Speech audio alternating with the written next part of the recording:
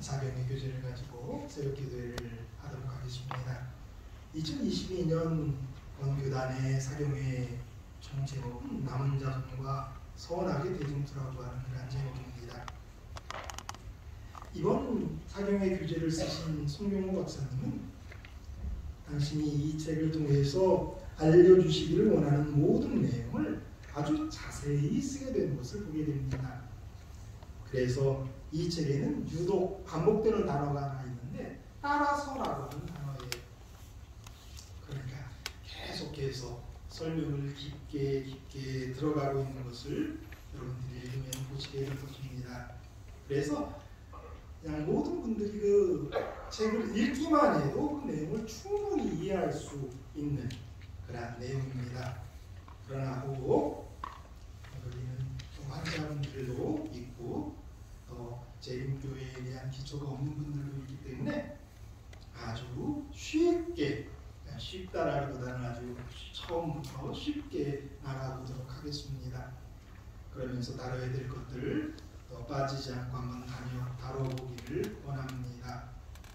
여러분들 주신 나눠드린 책들 꼭 한번 다 읽고 보시면 더 좋을 거라고 생각을 합니다.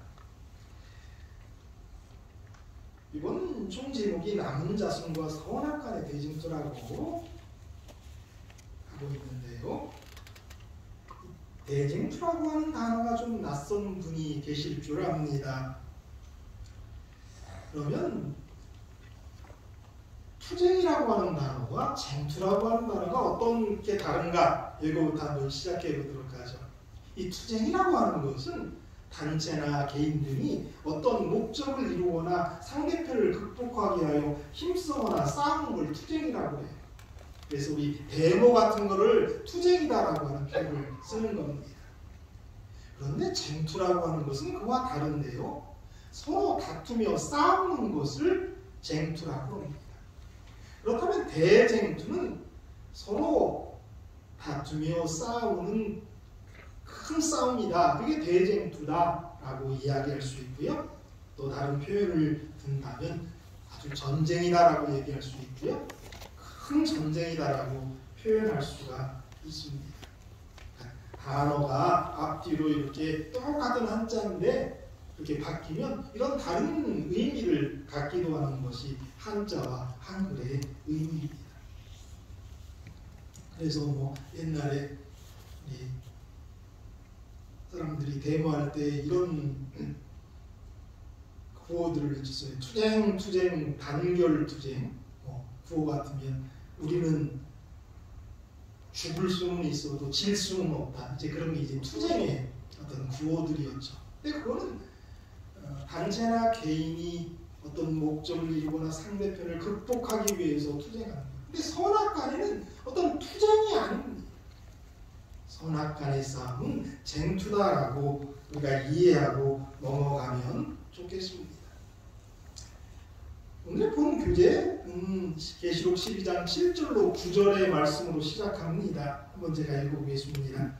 하늘에 전쟁이 있으니 미가엘과 그의 사자들이 용과 돌로 싸울세. 용과 그의 사자들도 싸우나 이기지 못하여 다시 하늘에서 그들이 있을 곳으로 얻지 못한지라. 큰 용이 내쫓기니 옛뱀 곧 마귀라고도 하고 사탄이라고도 하며 온 천하를 꿰는 자라. 그가 땅으로 내쫓기니 그의 사자들도 그와 함께 내쫓기니라. 여기 하늘에 전쟁이 있었다라고 합니다. 이 하늘의 전쟁이 대쟁투입니다. 이 싸움은 아주 큰 싸움이었습니다. 이것은 현대어는 이렇게 번역했어요. 바로 그때 하늘에서 전쟁이 일어났습니다. 미가엘이 그의 부하 천사들을 건드리고 용과 그의 부하인 타락한 천사들을 쳐 부수러 나선 것입니다. 그래서 미가엘이 그의 사자들, 부하 천사들, 용이 그의 부하인 타락한 천사들과 싸우는 이야기, 그러한 이야기가 대쟁투의 시작이다라고 이야기하고 있는 것입니다. 여기 이제 미가엘이 먼저 등장했습니다. 미가엘의 이름의 뜻은 무엇입니까? 누가 하나님과 같으냐라고 하는 뜻입니다. 그럼 누가 하나님과 같을까요? 하나님만이 하나님과 같습니다. 아멘. 미가엘이라는 이름은 성경에 5번 나오는데 그분을 천사장 혹은 군주로 묘사하고 있습니다. 여기 큰 군주 미가엘, 천사장 미가엘. 여기 미가엘이라고 하는 그 표현 방금 우리가 읽은 계시록 10장 7절에 나오고요. 다니엘서 10장 13절 가장 높은 군주 중에 하나인 미가엘. 군주 미가엘. 근데 가장 높은 군주 중에 하나인 미가엘인데 그 미가엘이 다른 하나의 별명을 갖게 됐는데 천사장이라고 하는 별명을 갖게 됐습니다. 그런데 그 가장 큰 군주 미가엘은 어떤 분인지 다니엘서 12장 1절에 얘기하는데 그때 내 민족을 호위하는 큰 군주 미가엘이 일어날 것이요 또 환란이 있으리니 이는 개국 이래로 그때까지 없었던 환란일 것이며 그때 내 백성 중 책에 기록된 모든 자가 구원을 받을 것이다.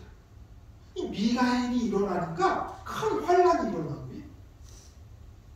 미가엘이 일어나니까 백성 중에 기록된 모든 자가 구원을 받을 것이다. 이 미가엘이 보통 분이 아닌 걸 우리가 알 수 있죠.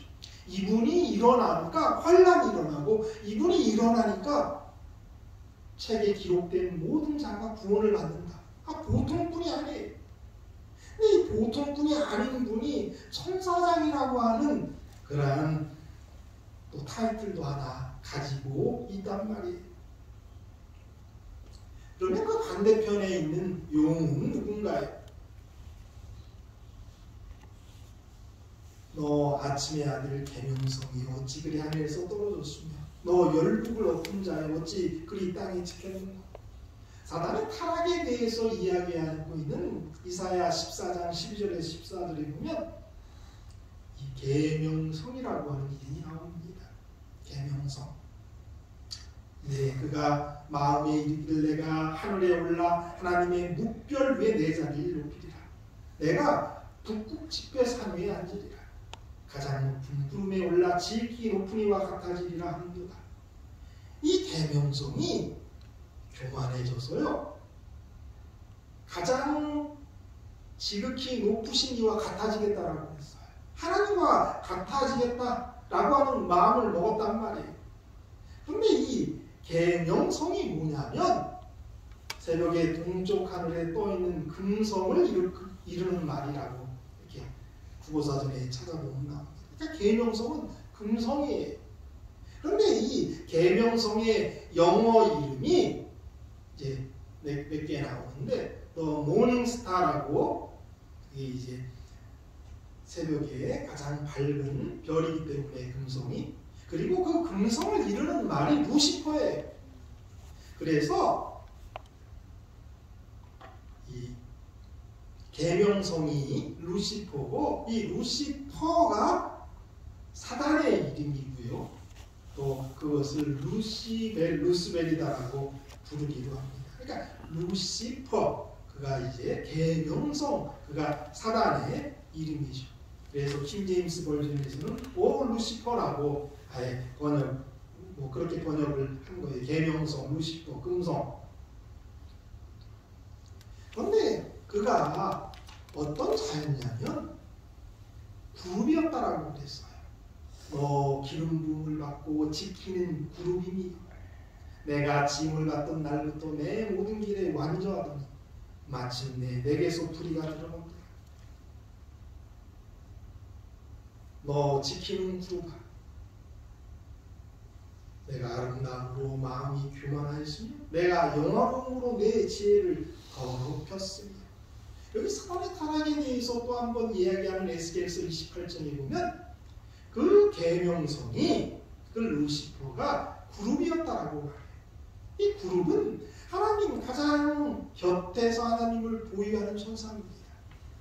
그리고 그 루시퍼는 천사장으로 알려졌습니다. 그러니까 천사 중에 가장 높은 존재가 루시퍼였습니다. 그런데 그가 자기의 자리를 하나님의 자리에 놓기로 마음먹었어요. 그가 완전했는데, 그가 교만해서 하나님과 같이 되려 하는 순간 그가 이제 죄를 짓게 되었는데, 그가 바로 용이다라고 성경은 말하고 있습니다. 그래서 계시록 12장 9절가 제일 처음에 나온 성경 구절의 맨 밑인데요. 큰 용이 내쫓기니 옛뱀 곧 마귀라고도 하고 사탄이라고도 하며 온 천하를 꿰는 자라. 그가 땅으로 내쫓기니 그의 사자들도 그와 함께 내쫓기니. 하늘에 전쟁이 있는데 미가엘과 그의 사자들과 용과 그의 사자들이 싸우는 것이 대쟁투인데, 대쟁투의 시작이었는데, 여기 그 용, 그가 옛뱀이고 마귀고 사탄이다라고 성경은 말하고 있습니다. 그래서 그 큰 용은 바로 루시퍼다라고 우리가 이해할 수 있습니다. 그의 사자들은 이제 사탄의 무리, 아래 천사들이다라고 얘기할 수 있죠. 계시록 12장 3절로 4절에 보면 그 용의 꼬리가 하늘별의 3분의 1을 끌어다가 땅에 던지는 이야기가 나와요. 그런데 이 별은 지도자, 사자, 심부름꾼, 천사로 해석할 수 있는데요. 세번역에 보면 그걸 심부름꾼이다, 그 사자를 심부름꾼이다라고 했고, 또 그것을 천사라고 이야기해요. 그러니까 별 중에 빛난 별, 천사장이었던 그 사람이 계명성 루시퍼였고, 그의 사자들이 루시퍼, 루스벨의 편에 서게 된 악한 천사들이다, 이렇게 이해하면 되겠습니다. 그래서 하늘에서 이제 그 두 미가엘과 그의 천사들, 사자들, 용과 그의 사자들, 악한 천사들이 싸우는 일이 있었다라는 거죠. 그럼 얼마나 많은 천사가 하늘에 있었는가? 성경은 천사의 수를 천천만만 혹은 만만천천이다라고 이야기합니다. 내가 또 보고 들으니 보호자와 생물들과 장로들을 둘러싼 많은 천사의 음성이 있으니 그 수가 만만이요 천천이라. 다니엘서 7장 10절에도 그 앞에 모소선 그 천사들이 천천이고 만만이다라고 이야기합니다. 이거는 엄청나게 많은 숫자를 이야기합니다. 그 많은 천사들 중에 3분의 1을 루시퍼가 자기의 편으로 만들었다라는 것, 그것이 하늘의 전쟁의 시작임을 우리는 보게 되는 것입니다. 그러면 어떻게 그 3분의 1이 되는 천사를 사단이 자기의 편으로 만들었을까라고 하는 거죠. 그 해답은 거짓말로 그렇게 했다라고 성경은 말합니다. 자, 아까도 읽었지만 계시록 12장 9절, 큰 용이 내쫓기니 옛뱀 곧 마귀라고도 하고 사탄이라고도 하며 온 천하를 꿰는 자라. 그가 땅으로 내쫓기니 그의 사자들도 그와 함께 내쫓기니라. 온 천하를 어떻게 하는 자라고요? 꿰는 자라.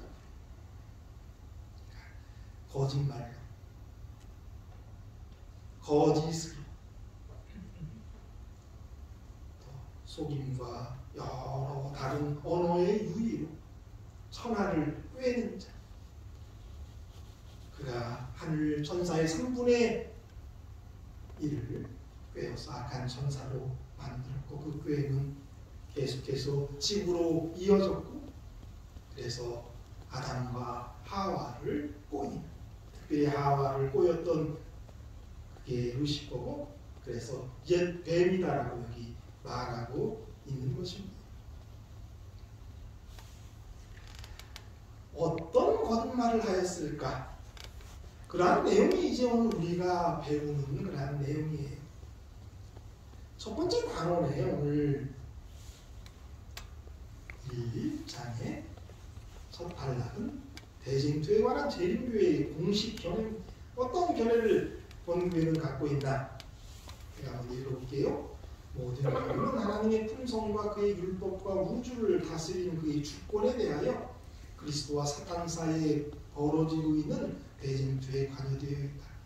이 싸움은 선택의 자유를 부여받은 한 피조물이 자기를 높이려다 하나님의 원수 곧 사람이 되었을 때 하늘에서 시작되었고 하늘의 천사의 일부를 반역하도록 만들었다. 사단은 아담과 하와가 죄에 빠지도록 함으로 이 세상에 반역의 정신을 들여왔다. 이러한 인류의 죄는 그들 가운데 있는 하나님의 형상을 이그러지게 하고 창조된 세계의 질서를 파괴해서 전 세계적인 홍수 때에 무서운 황폐를 가져오게 하였다.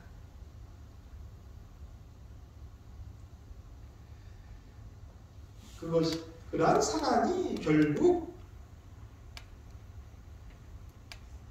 우리 하나님께서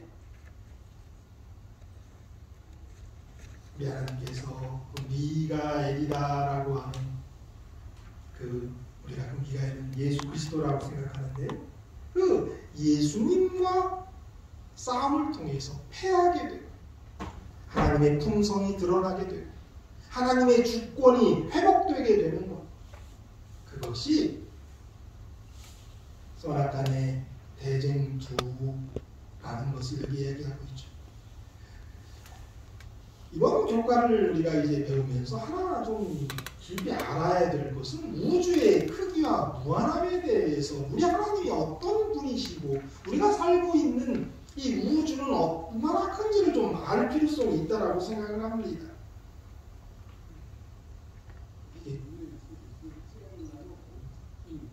알 좀 돌려.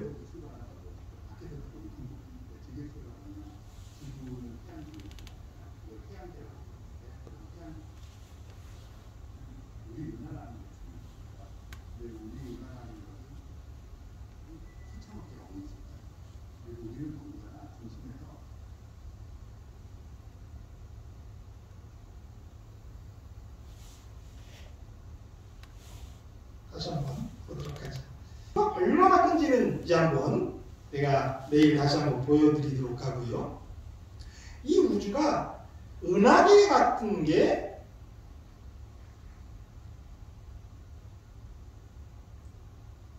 은하계만큼 있다라고 하는 학자들도 있어요. 근데 그런 얘기를 이제 금에다 얘기하고 있는데 이 우주가 워낙 넓기 때문에 그 우주에는 단지 우리 인간들만 살고 있다라고 생각해서는 안 된다는 거죠.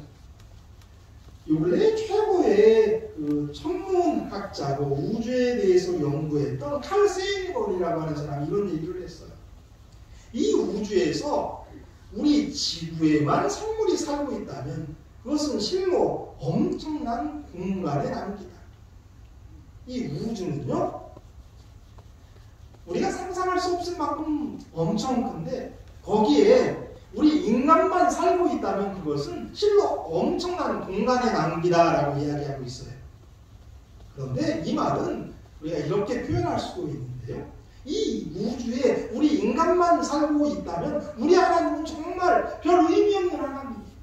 그러나 우리 하나님은 이 우주를 창조한 하나님이시기 때문에 이 선악의 대쟁투는 이 우주에서 벌어지고 있는 사건이란 말이에요. 에피쿠루스 학파의 창시자인 에피쿠루스는 이런 얘기를 했어요. 예수님 오시기 342년 전에 태어난 사람인데 우주는 무한합니다. 그러니 우리가 모르는 생명체가 사는 것도 수없이 많을 것입니다 라고 지금부터 2300년 전에 이런 주장을 그가 했어요. 한국에도 그런 주장을 했던 학자가 있어요.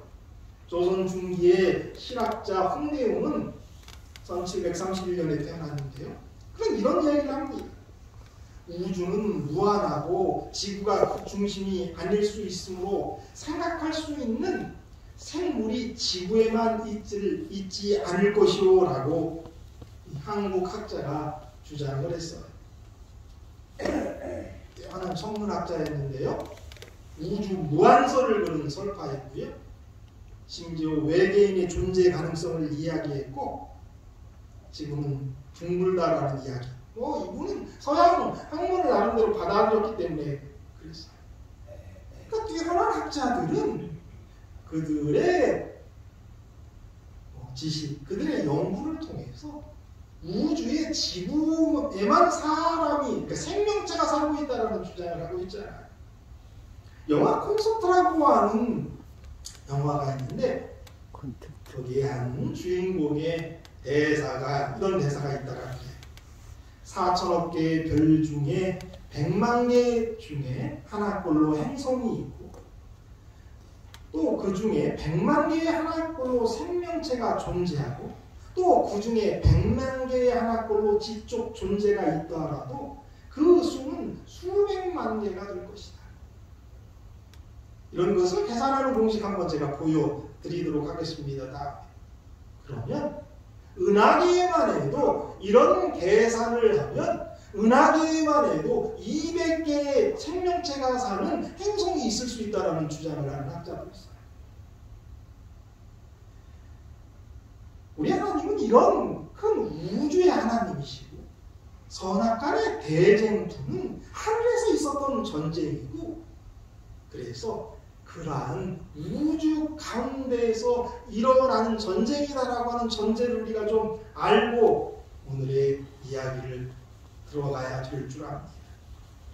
그런 것들이 반복되니까 나중에 좀 더 해보도록 하고 교재에 있는 이야기 빨리 마무리해 줘야 될 것 같네요. 시간이 많이 지났네. 대쟁투 교리의 중요성. 대쟁투의 역사는 곧 하나님께서 우주의 죄 문제를 해결해 나가신 과정을 보여주는 역사입니다. 이 과정을 통해서 하나님께서는 그분의 사랑의 원칙을 온 우주 앞에 드러내 보여줍니다.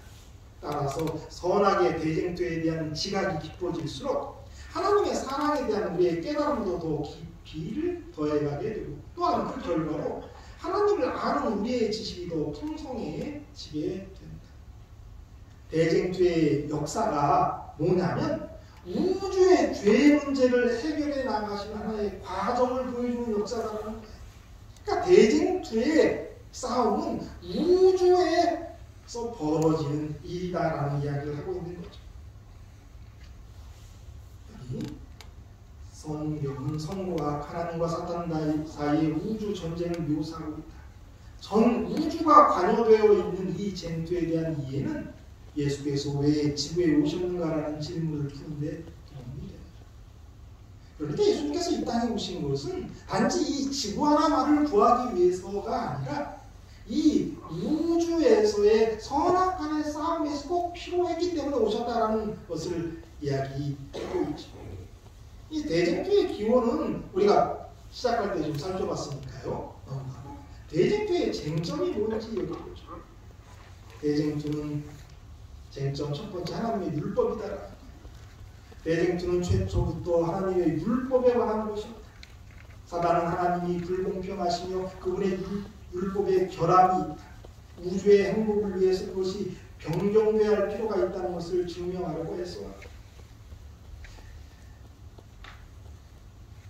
대쟁투는 거짓, 사단이 꾀다라고 했어요. 거짓말로 자기 편을 만드는 것이고 꾀려고 하는 것이 사단의 시도였는데 그가 그 거짓을 사용해서 접근했던 것 가운데 첫 번째가 하나님의 율법이 잘못됐다는 거예요. 하나님의 율법이 인류의 행복과 우주의 행복에 맞지 않다라는 것을 그가 주장했다는 거죠. 나중에 계속 나오니까 살펴보죠. 두 번째 하나님의 품성. 하나님의 품성에 문제가 있을 수 있다라는 건데 뭐 하나님의 그 사랑의 품성에 무슨 문제가 있겠습니까? 그러나 사단은 각 시대를 통해서 우리 하나님이 아주 무서운 분임을 증명하려고 했었어요. 그래서 하나님 믿지 않으면 지옥에서 영원히 탄다라고 가르쳤단 말이에요. 그렇게 하나님의 사랑을 깨트리려고 사단이 아주 애썼던 거죠.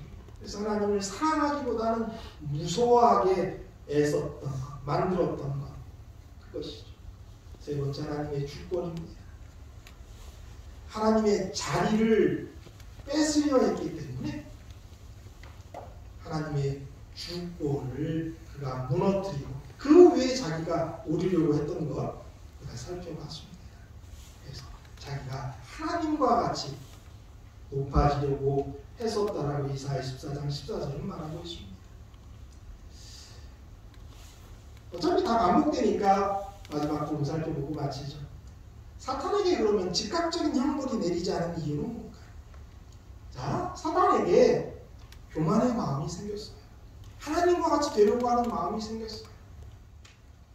그리고 자기의 부하들인 천사들에게 그것을 이렇게 설명하려고 마음을 했습니다. 그때 우리 하나님께서 사단을 죽이실 수가 있었어요. 사단을 죽이면 죄는 전가되지 않아요. 그냥 사단 루시퍼만 없어지고 마는 겁니다. 그런데 하나님은 사단에게 그 루시퍼를 즉시 죽이시지 않았어요. 형벌을 내리시지 않았어요. 그 이유가 뭔가? 첫 번째, 반역의 참 속성을 드러내기 위해서 그랬다라는 거예요.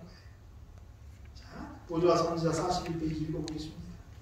하나님께서는 불만의 정신이 성숙하여 공공연한 반역의 행동이 나올 때까지 사단의 그의 반역을 추진하도록 허용하셨다.